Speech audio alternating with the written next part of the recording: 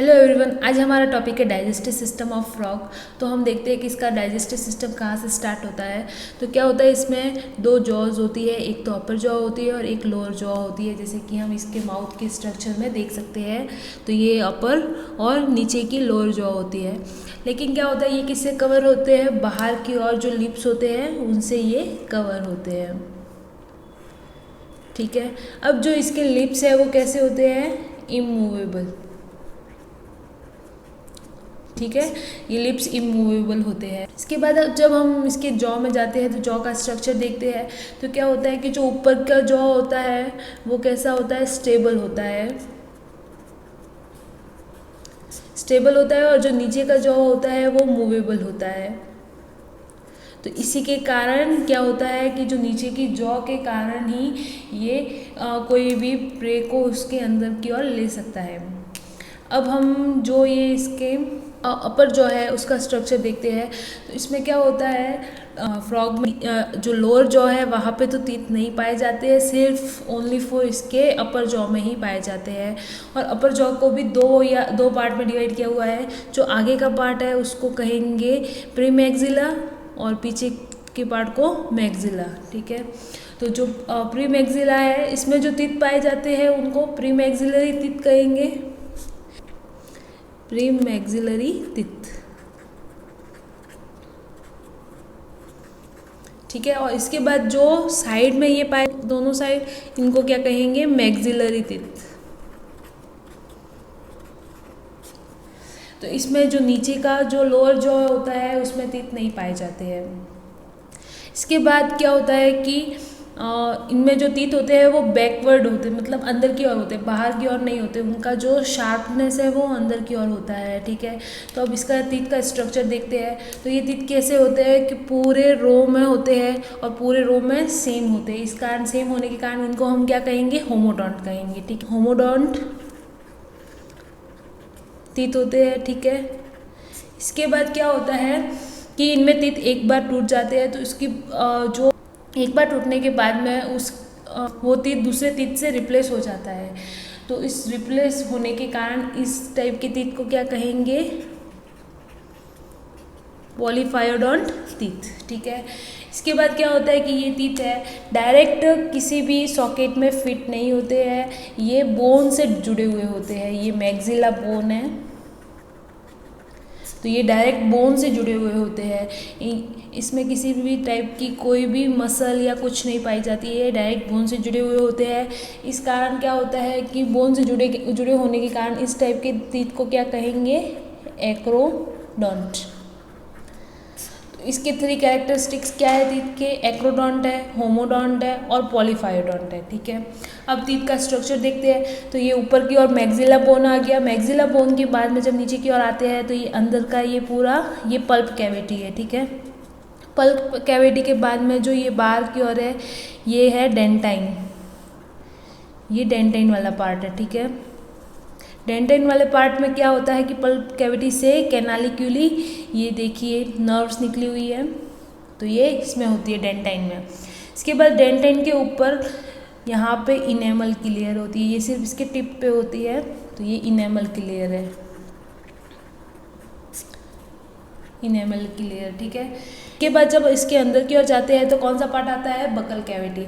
अब buccal cavity क्या होता है कि जैसे कि माउथ तो बाहर का लिप्स का पार्ट है जो एपर्चर है, लेकिन जब अंदर जाते हैं तो क्या आता है? Buccal cavity. बकल कैविटी भी जैसे कि जो अपर जॉ और लोअर जॉ से मिलके बनी होती है पीछे की ओर। तो क्या होता है कि जो बकल कैविटी की रूफ होती है उसमें भी यहाँ पे एक तरह की बोन पाई जाती है। तो जैसे कि ये बकल कैविटी की रूफ है, तो यहाँ पे अंदर की ओर एक बोन पाई जाती है। इस पे भी टीथ पाए जाते हैं और उन टीथ का नाम क्या है? वोमेरियन टीथ। जो बोन है वो कौन सी है? वोमर। ठीक है, और इस पे जो टीथ पाए जाते हैं उनका नाम क्या है? वोमेराइन टीथ। तो इसके बकल कैविटी के रूप में वोमर बोन पाई जाती है और वोमर बोन पे वोमेराइन टीथ पाए जाते हैं। तो इन टीथ का क्या काम है, क्योंकि जो ये फ्रॉग है ये कार्निवोर्स होते हैं, तो ये इंसेक्ट्स को अंदर की ओर लेते हैं। इंसेक्ट्स को अंदर की ओर लेते हैं तो उन इंसेक्ट्स को पकड़ के रखने के लिए, ठीक है, तो उसके लिए क्या होता है कि यहाँ पे ये टीथ पाए जाते हैं, जिसके कारण क्या होता है कि जो प्रे इन्होंने लिया है वो यहाँ पे प्रिवेंट रहता है, ठीक है, प्रिवेंट करने के लिए होते हैं।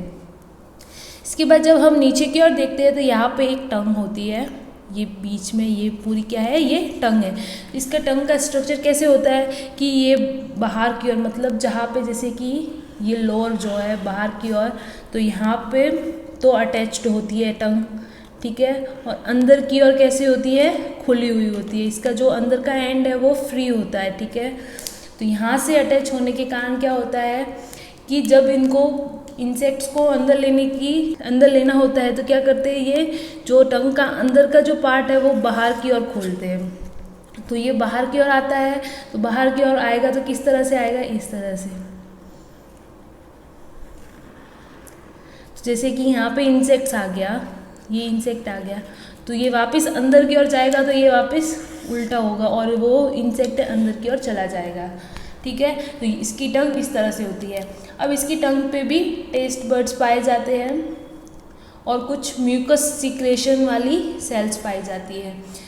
ये कोई एंजाइम का सिक्रेशन नहीं करती है, इनका सिर्फ काम क्या है कि ये टंग को स्टिकी बनाते हैं, ठीक है। अब टंग के बाद में जब अंदर की ओर जाते हैं तो यहाँ पे ये जैसे कि ऊपर की ओर आई होता है, ये हम कहाँ की बात कर रहे हैं, जो बकल कैविटी की रूफ होती है उसकी बात कर रहे हैं। तो इसकी रूफ में यहाँ ऊपर की ओर आइज़ होती है, तो आइज़ का बल्जिंग यहाँ पे पाया जाता है, बल्जिंग ऑफ ऑर्बिट।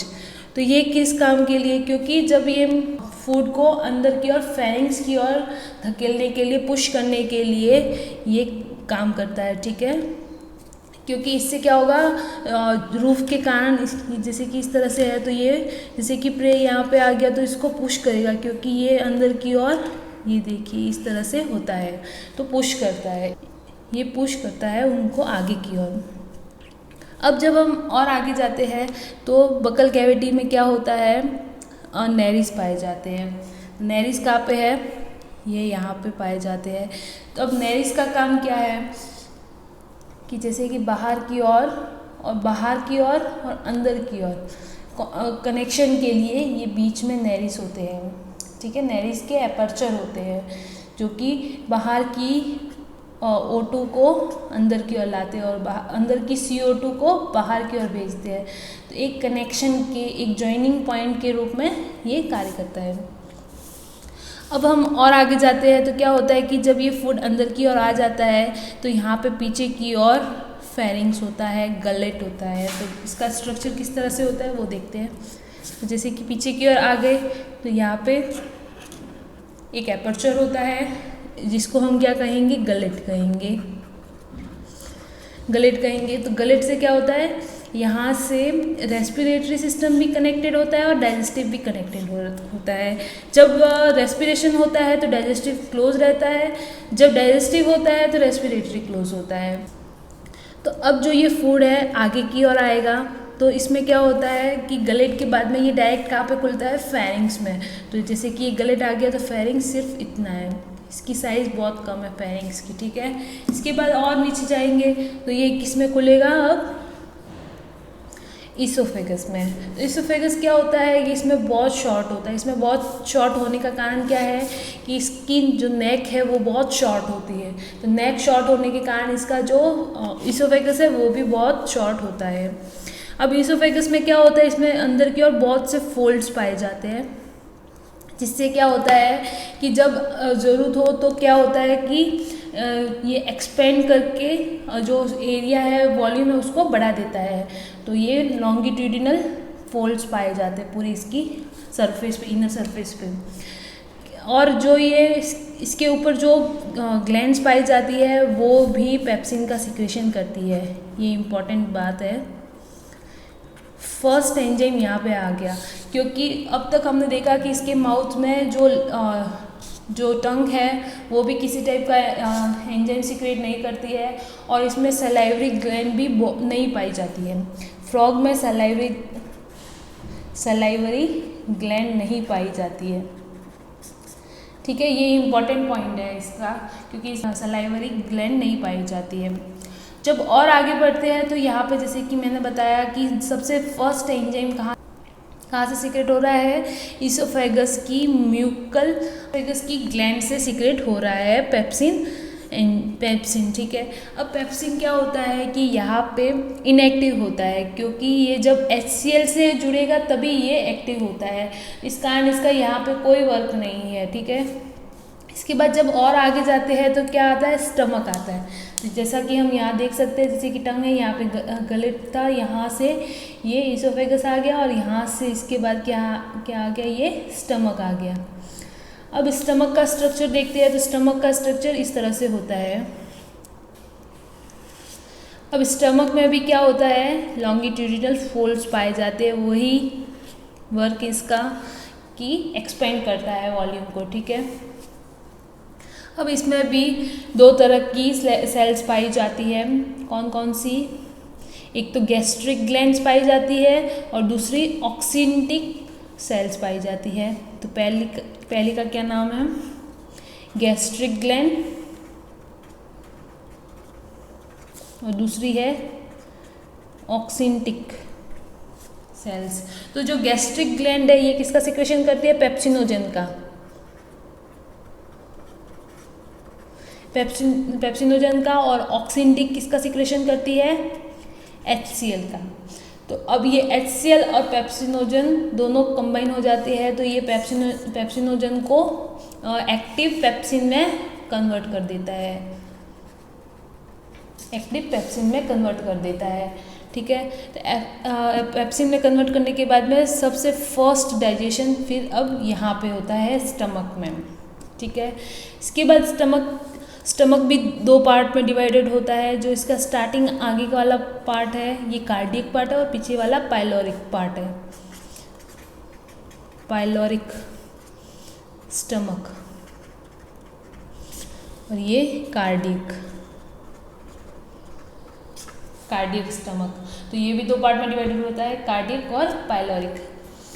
अभी में फोल्ड्स तो वही होते हैं। इसके बाद क्या होता है, स्टमक के बाद में जब आगे जाते हैं तो अब किसमें जाएगा, ये इंटेस्टाइन में। ठीक है, अब इंटेस्टाइन भी दो पार्ट में डिवाइडेड होती है,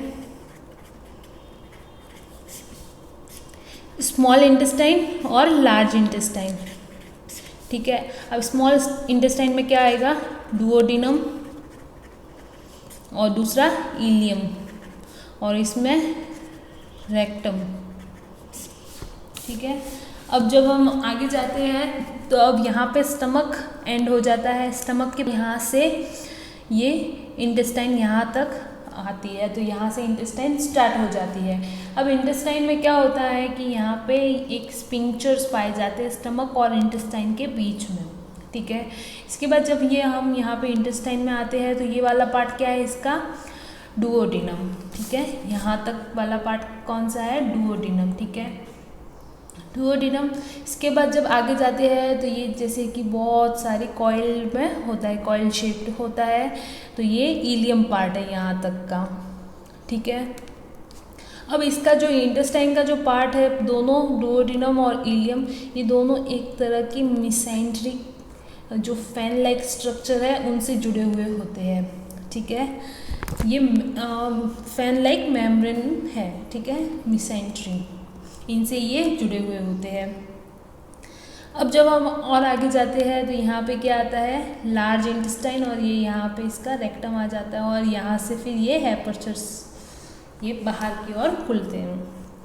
अब हम देखते हैं कि अब तक तो हमने देखा एलिमेंट्री कैनाल। अब एलिमेंट्री कैनाल में जो ग्लैंड्स होती है, अब हम उनका स्ट्रक्चर देखते हैं। तो ग्लैंड्स किस तरह से होती है वो देखते हैं।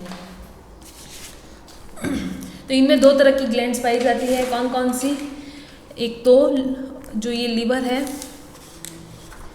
Digestive gland. ठीक है, हम अब क्या देख रहे हैं, डाइजेस्टिव ग्लैंड। डाइजेस्टिव ग्लैंड दो टाइप के होते हैं, कौन कौन सा, एक तो लीवर और दूसरा पेनक्रियास। ठीक है, अब लीवर कैसा होता है वो यहाँ पे देखते हैं। तो लीवर दो लोब में बना हुआ होता है, इसमें दो लोब होते हैं, ठीक है, एक राइट और एक लेफ्ट। अब जो लेफ्ट वाला है ये वापस पार्ट में डिवाइड हो जाता है दो लोब में, ठीक है। तो ये यहाँ पे जैसे कि ये एक लोब आ गया राइट लोब और ये लेफ्ट लोब है, ठीक है। अब लेफ्ट लोब भी दो पार्ट में डिवाइडेड है, देखिए इस तरह से, तो ये दो पार्ट में डिवाइडेड है। तो इनसे जो बाइल जूस बनता है वो यहाँ से कनेक्ट हो जाता है और यहाँ पर एक ग्रीनिश स्ट्रक्चर होता है, इसका नाम क्या है, गॉल ब्लैडर। तो ये गॉल ब्लैडर है।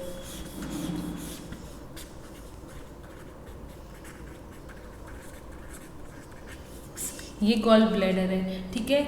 अब गॉल ब्लैडर में यहाँ पे बाइल जूस यहाँ पे रिजर्व रहता है, ये एक तरह से रिजर्वॉयर की तरह वर्क करता है।